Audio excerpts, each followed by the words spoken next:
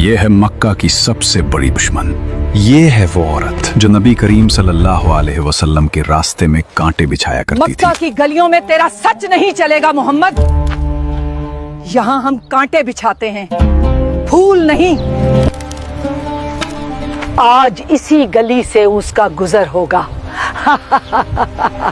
जिस राह से रहमत आलम सल्लल्लाहु अलैहि वसल्लम का गुजर होना होता, वहां वो नफरत और अदावत के बीज बू दिया करती थी। इसने समझा था कि वो नूर को कांटों से रोक लेगी, मगर उसे खबर न थी कि कांटे तो फूलों के रास्ते रोक सकते हैं, खुदा के फैसलों को नहीं। आइए जानते हैं अबू लहब और उसकी बीवी उम्मे जमील के उस दौर को, जब मक्का की गलियों में नफरत और सरमायादारी का नशा अपने उरूज पर था। ये कहानी उस दौर से शुरू होती है जब मक्का की फजाओं में पहली बार ला इलाहा इल्लल्लाह की सदा गूंजी। अरे कहाँ जा रहे हो? तुम्हें खबर नहीं? एक सच्चे पैगाम देने वाले ने पहाड़ी पर सबको बुलाया है। मगर उस हुजूम में दो ऐसे चेहरे भी थे जिनकी आंखों में नफरत और गुस्सा उतर आया था, अबू लहब और उसकी बीवी उम्मे जमील। वो जहां कदम रखेंगे वहां मेरी नफरत के कांटे होंगे।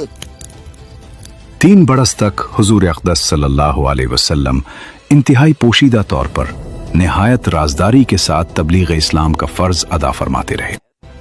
इस दरमियान में औरतों में सबसे पहले हजरत बीबी खदीजा रजी अल्लाह अन्हा, और आजाद मर्दों में सबसे पहले हजरत अबू बकर सिद्दीक रजी अल्लाह अन्हु, और लड़कों में सबसे पहले हजरत अली रजी अल्लाह अन्हु, और गुलामों में सबसे पहले हजरत जैद बिन हारिसा रजी अल्लाह अन्हुम अजमाइन ईमान लाए।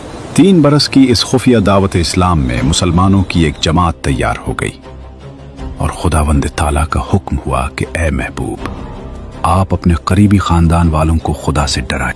तो हुजूर अलैहिस्सलाम ने एक दिन कोहे सफा की चोटी पर चढ़कर या माशर कुरैश कहकर कबीला कुरैश को पुकारा। जब सब कुरैश जमा हो गए तो आपने फरमाया कि ए मेरी कौम, अगर मैं तुम लोगों से ये कह दूं कि इस पहाड़ के पीछे एक लश्कर छुपा हुआ है जो तुम पर हमला करने वाला है, तो क्या तुम लोग मेरी बात का यकीन कर लोगे? तो सब ने एक जबान होकर कहा कि हाँ, हम यकीनन आपकी बात का यकीन कर लेंगे, क्योंकि हमने आपको हमेशा सच्चा और अमीन ही पाया है। आपने फरमाया कि